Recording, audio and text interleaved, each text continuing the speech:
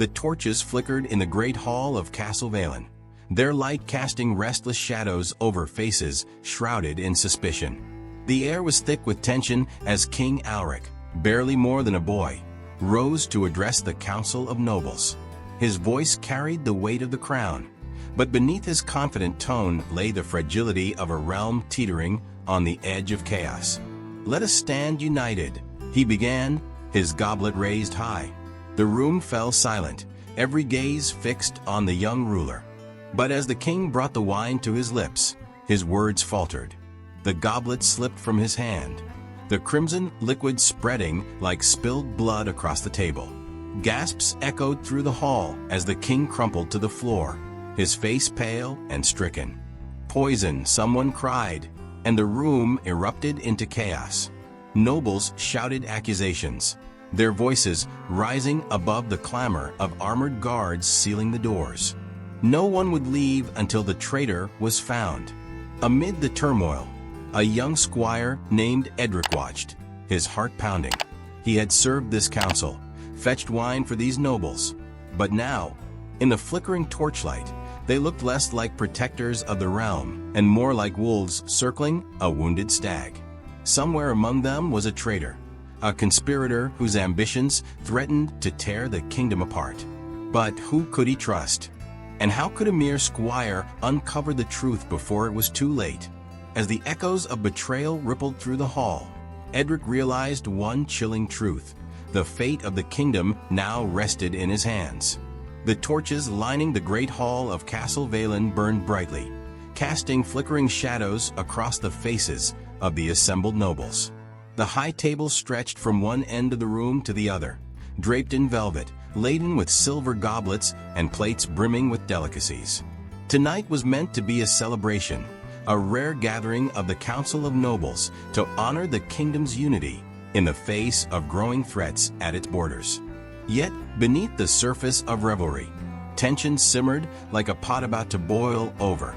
The torches lining the great hall of Castle Vaylin burned brightly, casting flickering shadows across the faces of the assembled nobles. The high table stretched from one end of the room to the other, draped in velvet, laden with silver goblets and plates brimming with delicacies. Tonight was meant to be a celebration, a rare gathering of the Council of Nobles to honor the kingdom's unity in the face of growing threats at its borders. Yet, beneath the surface of revelry, tension simmered like a pot about to boil over. At the head of the table sat King Alric, a man of barely 20 summers. His crown seemed too large for his young brow, but his posture held the confidence of someone determined to rise above doubt. To his right sat his trusted advisor, Lady Alara, a woman whose steely gaze could quell even the boldest of nobles. Across from her, Duke Regan, Lord of the Northern Territories, spoke in a booming voice about the growing raids on his lands. Others listened, their expressions ranging from boredom to quiet concern.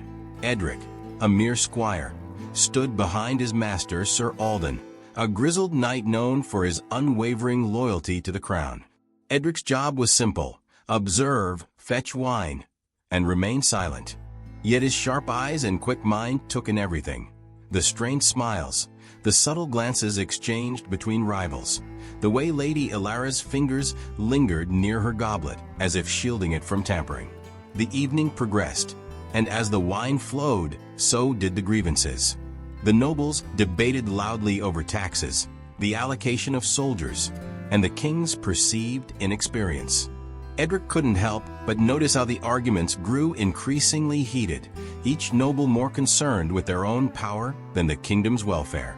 "My lord," whispered Edric to Sir Alden, "do you not find it strange how they quarrel openly in the king's presence?"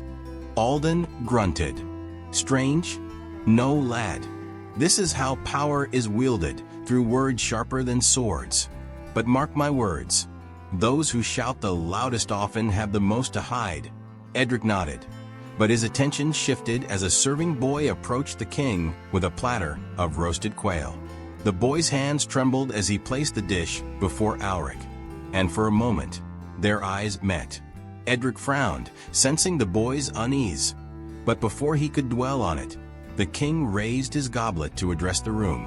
"Lords and ladies," Alric began, his voice strong despite his youth, "we are gathered here not as rivals, but as stewards of this realm. The threats beyond our borders demand unity. Let us cast aside our disputes and stand as one." Applause followed, some genuine, some polite. But as the king lifted his goblet for a drink, his words faltered. His face turned pale, his hand trembling as the goblet fell from his grip, spilling crimson wine across the table. "Your Grace." Lady Alara rose, her chair scraping against the stone floor. Chaos erupted as Alric collapsed, gasping for breath. Nobles surged to their feet, shouting orders and accusations. Edric's heart pounded as he saw the young king's lips turn blue. "Poison," murmured Alden, his voice grim. "The boy's been poisoned." Before anyone could react further, the castle doors slammed shut with a resounding clang. Guards poured into the hall, weapons drawn. "By order of Lady Alara," barked the captain of the guard, "no one is to leave this castle until the traitor is found." The room descended into chaos. Duke Regan pointed an accusing finger at the southern baron, who roared back in outrage. Others clamored for calm, but it was clear that trust had dissolved entirely. Amid the turmoil, Edric found himself swept aside by a panicked servant. "What will happen now?" he asked Sir Alden, his voice barely audible over the din. Alden's expression was grim. "Now, lad, we see the true faces of those who wear the masks of loyalty. Keep your wits about you.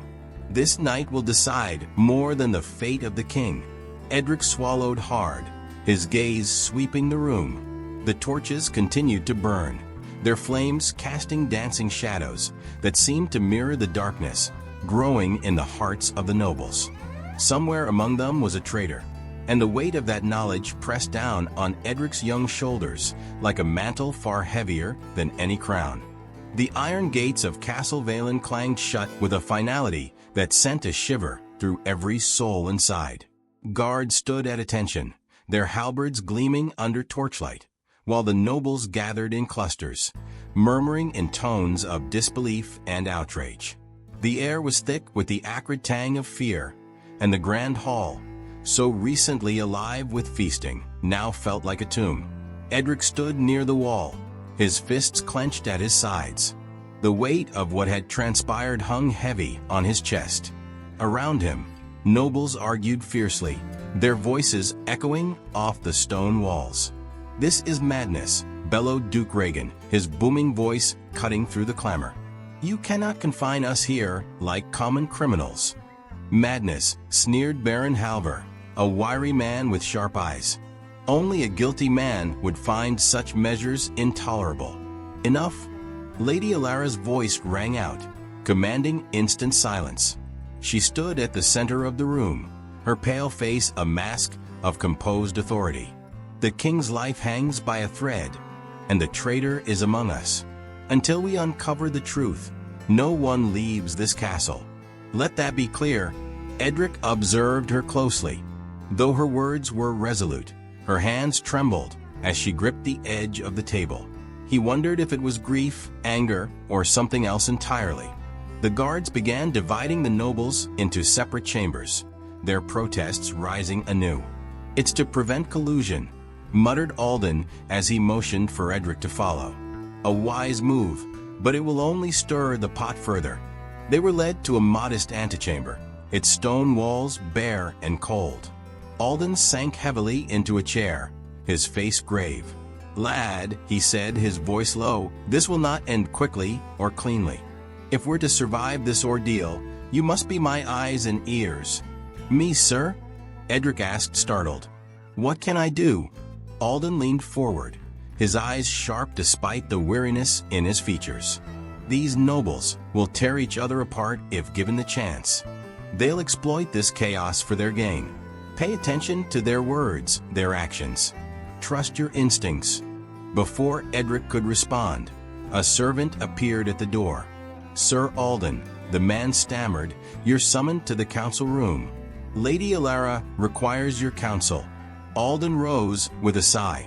"Stay here, Edric." And remember what I said. Left alone, Edric paced the room, his thoughts racing.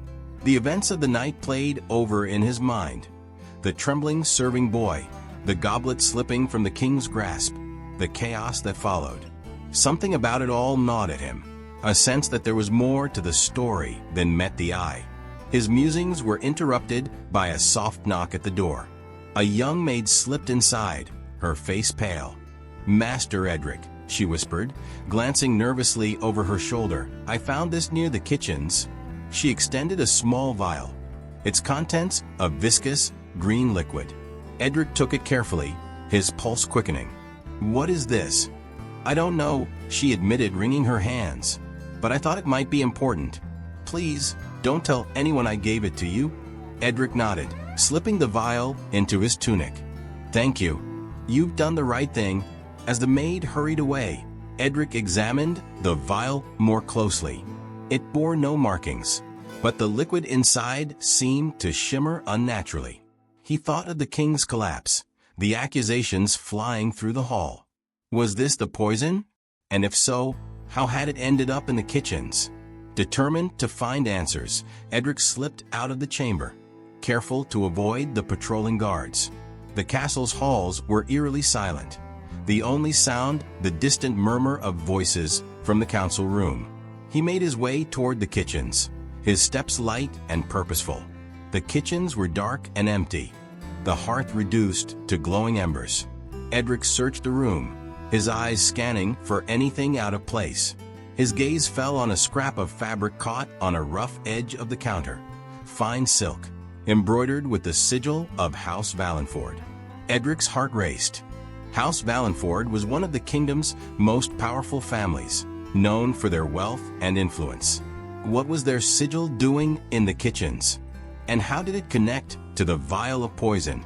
His thoughts were interrupted by the sound of footsteps. He barely had time to hide before a figure entered the room, a nobleman, his face shrouded in shadow. The man moved with purpose, rifling through cupboards and drawers before muttering a curse under his breath and storming out. Edric waited until the footsteps faded before emerging from his hiding place. His mind whirled with questions. Who was the man? What had he been searching for?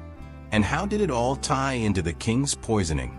Returning to the antechamber, Edric found Alden waiting for him, his expression grim. "What have you discovered, lad?" he asked. Edric hesitated, then showed Alden the vial and the scrap of fabric. As he recounted his findings, Alden's face darkened. "This is no coincidence," the knight said. "The pieces are starting to come together, but we must tread carefully. One wrong move, and we'll find ourselves at the mercy of whoever orchestrated this." Edric nodded, the weight of responsibility settling heavily on his shoulders. The path ahead was fraught with danger, but he was determined to uncover the truth, no matter the cost. The first light of dawn filtered through the high, narrow windows of Castle Vaylin, its pale glow doing little to dispel the heavy tension lingering in the air. Edric had hardly slept, his mind restless with the clues he had uncovered. The vial of shimmering liquid sat hidden beneath his tunic, while the scrap of embroidered silk remained tucked into his boot. Both weighed on him like stones, fragments of a puzzle whose picture he couldn't yet see. The castle buzzed with subdued activity. Servants moved silently, their faces drawn and pale, while the nobles were called one by one to a chamber where Lady Alara and the council deliberated in hushed tones. Rumors spread like wildfire, accusations of treachery, whispers of plots against the crown. Each theory was more outrageous than the last, but the nobles clung to them desperately, each hoping to deflect suspicion from themselves. Edric, too low in rank to be summoned, wandered the halls. He felt like an invisible thread running through the grand tapestry of the castle, present but unnoticed. It was in this obscurity that he found his advantage. Nobles rarely paid attention to a squire, especially one as young as Edric, and their loose tongues often revealed far more than they intended. He lingered in the shadows of a grand corridor as two noble women passed, their voices sharp with anger. "Lady Alara cannot be trusted," one said, her fingers clutching her shawl. "She's too close to the king, too eager to maintain her grip on power." "And yet," replied the other, her tone clipped, "it is Duke Rhaegon who stands to gain most from this chaos. If the boy dies, Rhaegon will press for his own claim to the throne." Their words chilled Edric, but before he could consider them further, he was drawn to the sound of raised voices from an adjacent room. Peeking through the heavy oak door, he saw Baron Halver and Sir Alden in a heated exchange. "You overstep, Sir Alden," Halver spat, his wiry frame trembling with indignation. "Your loyalty to that boy king blinds you to the reality of this situation. The crown's weakness endangers us all." "And your ambition blinds you to the truth," Alden retorted, his voice cold. "This isn't about the crown's weakness. It's about your lust for power." Edric slipped away before they could notice him, his heart pounding. The hostility between the nobles was growing more apparent, and with it, the realization that alliances were being forged in the shadows.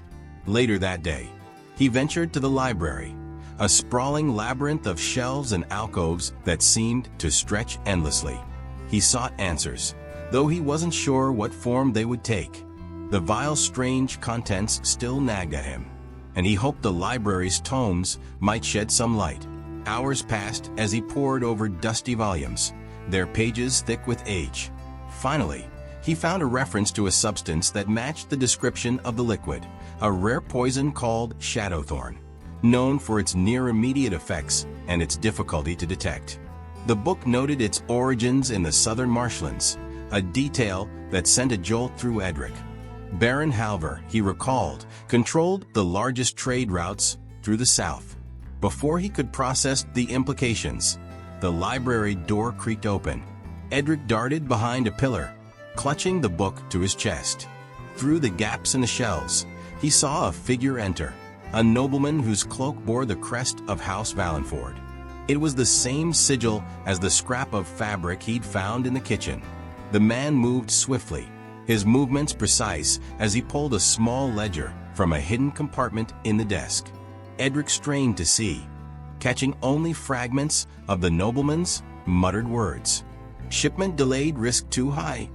The nobleman closed the ledger and tucked it under his arm before departing as quickly as he'd come. Edric emerged from his hiding place, his mind racing.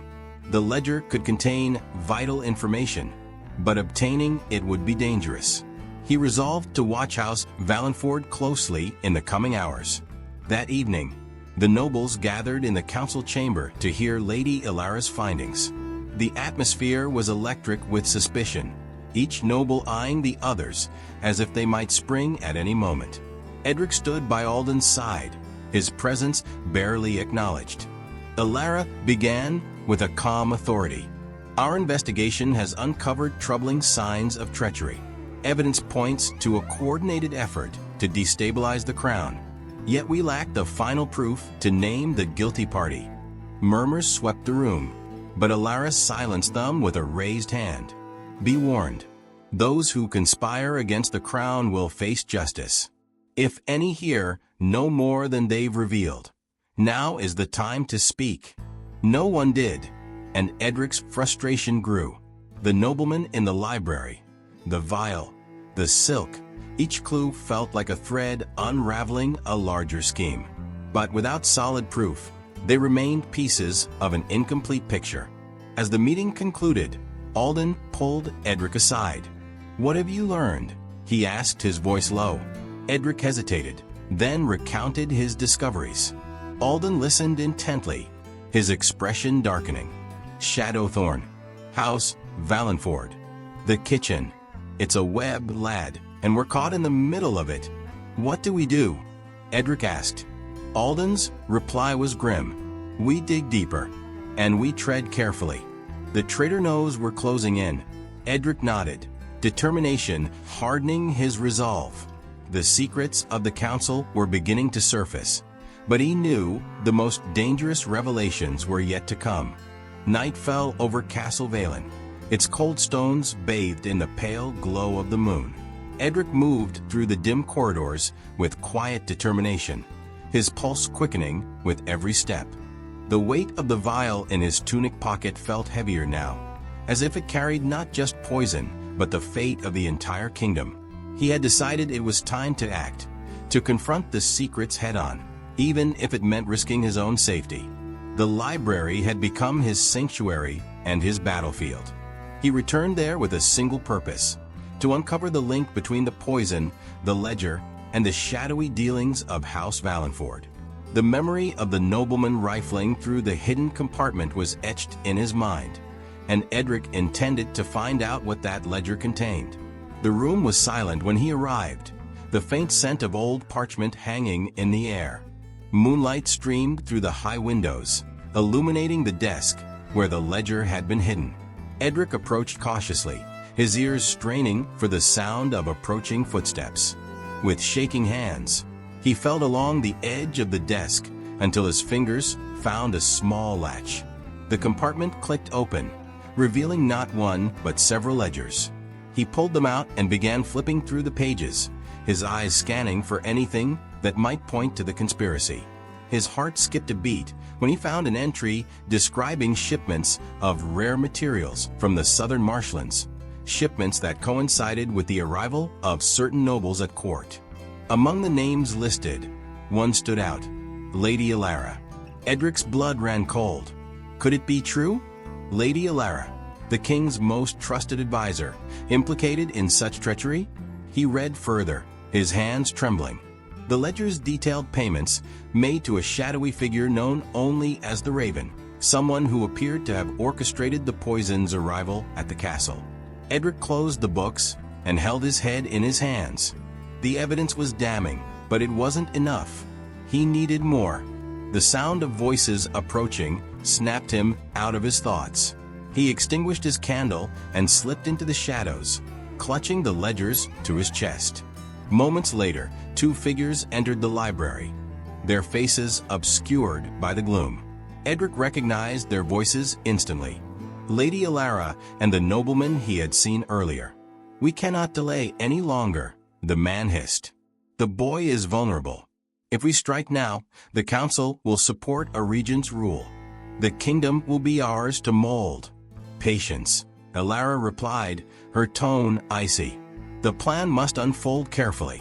The nobles are suspicious, but they lack proof. If we act too soon, everything we've built will crumble."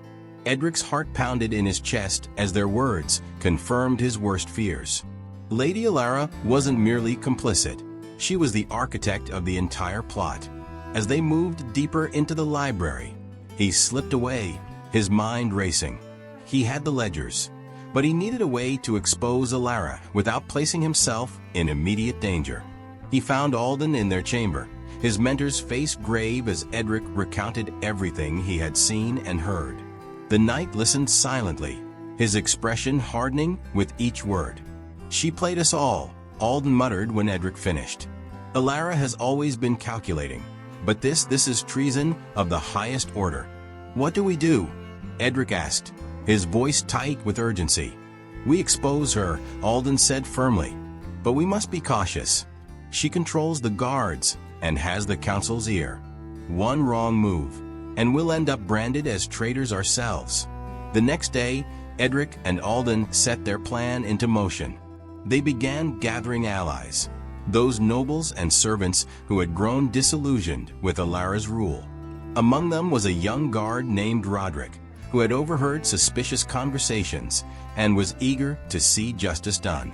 Together, they devised a strategy to reveal Alara's treachery during the next council session. As the council convened, the atmosphere crackled with tension. Edric stood at the edge of the room, clutching the ledgers tightly. Alara presided over the gathering with her usual calm authority, her silver hair gleaming under the torchlight. "My lords and ladies," she began, her voice steady, "we meet today to reaffirm our commitment to the crown. The king's condition remains critical, but we must not allow this uncertainty to divide us." Her words were met with murmurs of agreement, but Edric saw through the facade. With Alden's signal, he stepped forward, holding the ledgers aloft. "My lords," he called, his voice ringing out across the chamber. "I bring evidence of treachery within these walls." Gasps erupted as all eyes turned to him. Ilara's composure faltered for the briefest moment before she regained her poise. "What is the meaning of this, boy?" she demanded. "These ledgers," Edric said, stepping closer, "detail payments to an agent known as the Raven, who delivered poison to this castle. They implicate House Valenford and you, Lady Ilara." The chamber erupted into chaos. Ilara rose to her feet, her face a mask of fury. "This is preposterous. A squire dares accuse me of treason? This is a ploy to deflect attention from his master's failings." Before Edric could respond, a voice rang out from the back of the chamber. "Enough!" It was Roderick, stepping forward with a trembling hand, holding the vial of Shadowthorn. "This was found near the kitchens." The boy speaks the truth. The council's uproar grew deafening, and Ilara's guards moved to her side. Alden intervened, stepping forward to protect Edric. "The evidence is clear," he declared. "Lady Ilara has betrayed the crown. She must answer for her crimes." Ilara's mask of control shattered. With a snarl, she lunged for a dagger hidden in her cloak, but the guards restrained her before she could strike. "You fools," she hissed. "Do you think removing me will save this kingdom? You've no idea the forces you've unleashed." As she was dragged away, the council remained stunned, the weight of the revelation settling over them. Edric felt a mix of relief and dread. They had won this battle, but Ilara's final words left a shadow over the victory. The grand hall of Castle Vaylin had never been so quiet. The shadows cast by the flickering torches seemed to loom larger than ever, stretching across the stone walls, as if the castle itself mourned the betrayal that had come to light.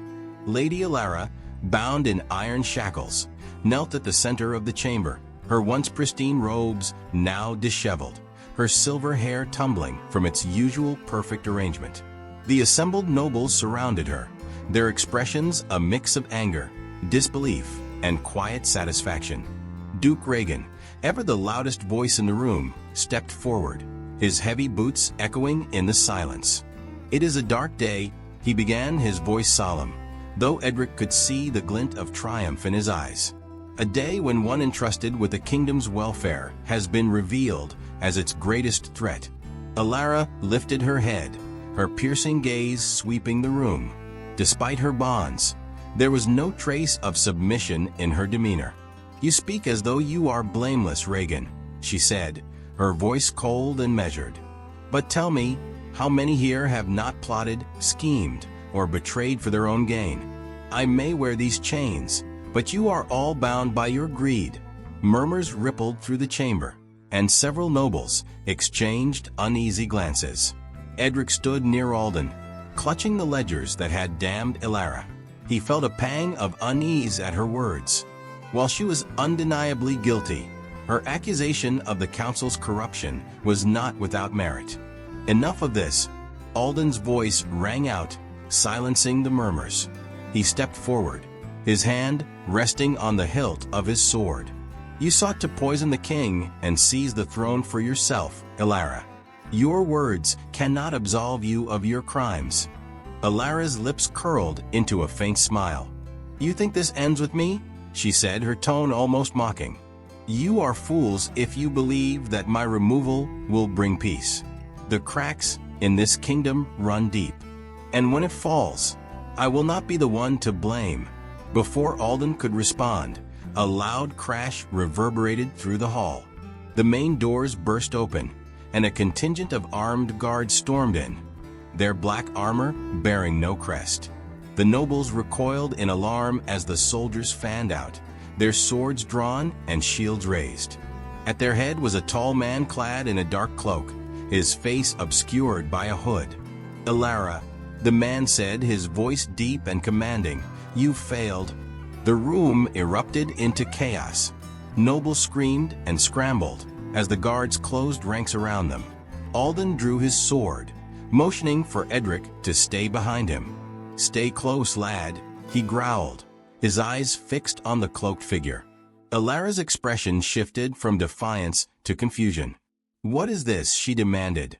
"Who dares interrupt the council?" The man stepped forward, lowering his hood to reveal a face as sharp and cold as a blade.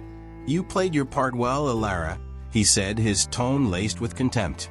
"But the plan has outgrown you. You were always expendable." Edric's blood ran cold as he recognized the man from the library, the noble with the ledger. His name eluded Edric, but his intent was clear. This was not a rescue, but a coup. "You're a fool if you think they'll follow you," Alara spat, struggling against her bonds. "You think you can hold this kingdom together without me?" The man smirked.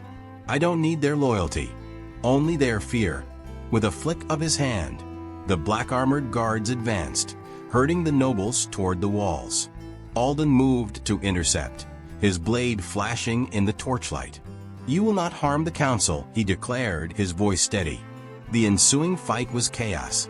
Alden's sword clashed against the guards' blades, the sound of steel ringing through the hall. Edric ducked behind a column, his heart pounding as he clutched the ledgers. He watched as the nobles cowered, their earlier arrogance replaced by terror. Amid the melee, Alara took advantage of the distraction. With a surprising burst of strength, she broke free of her captor's grip, lunging for the dagger of a fallen guard. Her movements were swift and calculated, and for a moment, it seemed she might turn the tide. But the cloaked man was faster. With a single, precise motion, he drew a slender blade and drove it into Alara's side. She gasped, her defiance faltering as she sank to the ground. The room fell silent once more as her blood pooled beneath her. The man turned to the council, his expression cold. "Let this be a lesson to all," he said.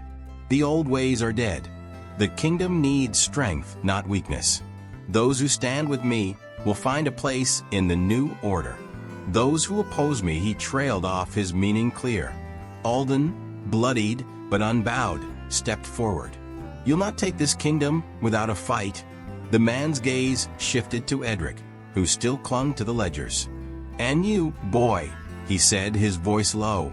"You've caused enough trouble." Before Edric could react, the man lunged toward him. Alden intercepted, their blades meeting with a deafening clash. "Run, Edric!" Alden shouted. "Protect the evidence." Edric hesitated, his instinct screaming at him to help. But he knew Alden was right. Clutching the ledgers, he turned and fled, weaving through the chaos as the fight raged on.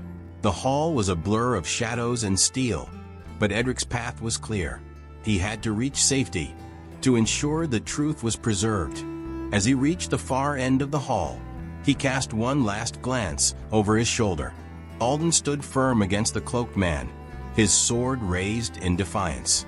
Edric's chest tightened as he realized he might not see his mentor again. But there was no time for regret. With the ledgers in hand and his heart heavy, Edric disappeared into the darkness, the echoes of battle fading behind him. The dawn came quietly over the kingdom, its pale light creeping through the high towers of Castle Vaylin and illuminating the battlefield left in the grand hall. Smoke from toppled torches lingered in the air, mingling with the silence of a room that had seen too much bloodshed. Edric stood at the edge of the outer courtyard, his breath visible in the crisp morning air as he gazed at the horizon. The ledgers were clutched tightly to his chest, a lifeline to the truth he had vowed to protect. Behind him, the remnants of the council regrouped. Duke Regan, bruised and bloodied but alive, barked orders to the remaining guards to secure the castle. Swords were being collected, bodies of the fallen, both noble and soldier, were being carried away. The cloaked man's forces had been driven back, but at a steep cost. Alden's body lay among the fallen, his sword still clenched in his lifeless hand. Edric couldn't bring himself to look at the hall where Alden had made his last stand. Instead, he focused on the weight of his mission. The ledgers contained the evidence to expose Lady Alara's treachery and the machinations of the cloaked man. But exposing the conspiracy wasn't enough. The kingdom's trust in its leadership had been fractured, and Edric knew the path to rebuilding it would be long and treacherous. A hand on his shoulder startled him. Turning, he found Roderick, the young guard who had risked everything to stand against Alara. His face was pale, his armor dented, but his eyes carried a quiet determination. "It's time," Roderick said softly. "The council is waiting for you." Edric followed him back into the castle, his steps heavy. The nobles were gathered in the war room, their faces drawn with fatigue and fear. The table, once a symbol of unity, now felt like a battlefield of its own. Rhaegan stood at its head, flanked by Baron Halver and Lady Sarah, the youngest of the nobles, and one of the few who had shown any sympathy for Edric. As Edric stepped into the room, the murmurs quieted. Rhaegan gestured for him to approach. "The boy who brought us the truth," he said, his voice gruff but not unkind. "Let us hear what he has to say." Edric took a deep breath, summoning the courage that Alden had always encouraged in him. "Lords and ladies," he began, his voice steady despite the weight of their scrutiny. "These ledgers contain evidence of a conspiracy that reaches deep into this council. Lady Alara sought to poison the king and seize the throne, but she was not acting alone." The room stirred, gasps and whispers breaking out among the nobles. Edric held up a hand to silence them. "The cloaked man who attacked us last night, he is no stranger to this council. His name is Lorcan Valenford." At the mention of the name, Baron Halver's face darkened. "Lorcan was exiled years ago," he said, his voice trembling. He sought to overthrow the crown before, but we banished him. And now he's returned," Edric said, his gaze sharp. "Lady Alara may have been the face of this conspiracy, but Lorcan was its architect. He played her, just as he has played all of us." The weight of his words settled over the room, the nobles exchanging uneasy glances. Lady Sarah was the first to speak. "If Lorcan is behind this, he won't stop until he's taken the throne. We must act swiftly." Rhaegan nodded. "Agreed, but we cannot act in chaos.